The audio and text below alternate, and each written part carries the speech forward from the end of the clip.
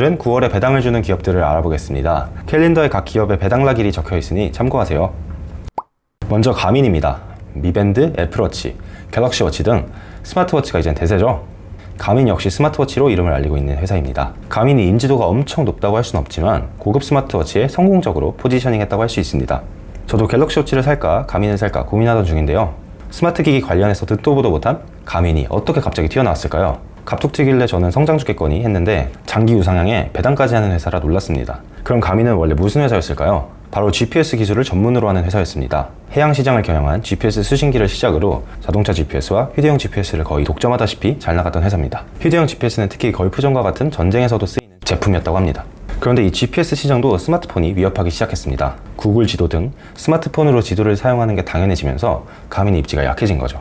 그래서 지난 10년간 피트니스, 아웃도어, 항공 등 다양한 사업 포트폴리오를 구성해 나갔습니다. 아웃도어, 피트니스, 항공 시장 자체가 커지면서 가민도 크게 성장했습니다. 코로나로 인해 매출 걱정이 됐지만 오히려 성장하는 모습을 보이면서 강한 체력을 가진 기업임을 입증하기도 했습니다. 워치로 시작해서 가민에 대해 알아봤습니다. 가민 스마트워치는 운동을 하는 사람, 고급 스마트워치를 사는 사람이라는 이미지를 잘 활용해서 스마트폰 기업만 살아남았던 스마트워치 시장에서도 견고한 위치를 유지하고 있습니다. 참고로 스마트폰 없이도 살아남을 수 있는 비법이자 가민의 아이덴티티가 있습니다. 다른 시계들은 앱과 연결해서 사용하고 오히려 핸드폰의 보조수단 같은 영역이라면 가민은 시계 자체로 모든 걸 해결하는 스마트워치라는 특징을 가지고 있습니다. 다음은 TSMC입니다. TSMC부터 뒤에 말씀드릴 램리서치, 마이크론 등 많은 반도체 기업이 이번 달에 배당을 합니다. TSMC는 대만의 반도체 위탁 생산 기업으로 시장 점유율이 50%가 넘는 압도적인 1위 업체입니다. 최근 개미들을 울린 삼성전자와 SK하이닉스의 폭락이 있었습니다. 반도체 슈퍼사이클이 끝났다는 전망과 함께 전 세계적으로 반도체 기업들이 휘청했는데요. TSMC도 이를 피하지는 못했습니다. 하지만 금방 회복을 하긴 했는데요. 이유는 다음과 같습니다. 슈퍼사이클이 끝나려면 멀었고 반도체는 한참은 더 필요한 게 현실이기 때문입니다. 또한 삼성전자와 하이닉스가 꽉 잡고 있는 메모리 반도체, 그 중에서도 D램의 슈퍼사이클이 끝났다는 거지 시스템 반도체 등은 여전히 수요가 많을 것이라는 거죠. 전망과는 별개로 현재로서는 반도체 수요가 공급보다 많은 것이 확실해 보입니다. 반도체 공급난으로 TSMC, 삼성전자와 같은 기업들의 협상력이 높아지기도 했으니까 말입니다. 평소에는 반도체 기술이 발전할수록 반도체 가격을 낮춰온 기업들인데 이번엔 올려버렸다고 하니까 얼마나 지금 반도체 수요가 많은지 알 수 있는 것 같습니다. 다음으로 램리서치와 마이크론입니다.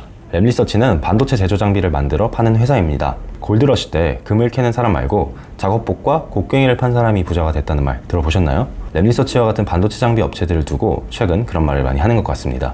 이 말을 증명하기라도 하듯 작년보다 주가는 2배가 되고 분기 배당은 15%나 증가시켰습니다. 램리서치 외의 반도체 장비 업체로는 어플라이드 머터리얼즈, ASML, 도쿄 일렉트론 등이 있습니다.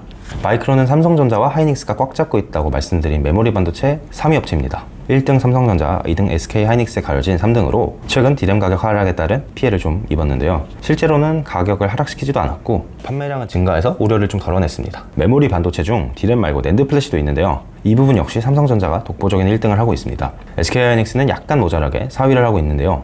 최근 6위였던 인텔의 낸드 플래시 부문을 인수하고 있습니다. 이를 통해 2위로 올라설 예정입니다. 이에 따라 2, 3위 업체, 일본의 키옥시아와 미국의 웨스턴 디지털의 합병 가능성이 논의되고 있습니다.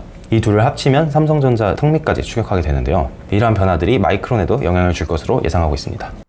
마지막으로 코카콜라와 알트리아입니다. 대표적인 배당주들이라 골라봤는데요. 영원한 1등 코카콜라는 58년간 배당금을 늘려온 대표 배당주입니다. 최근에 편의점에서 코카콜라 가격이 올랐다는 느낌 못 받으셨나요?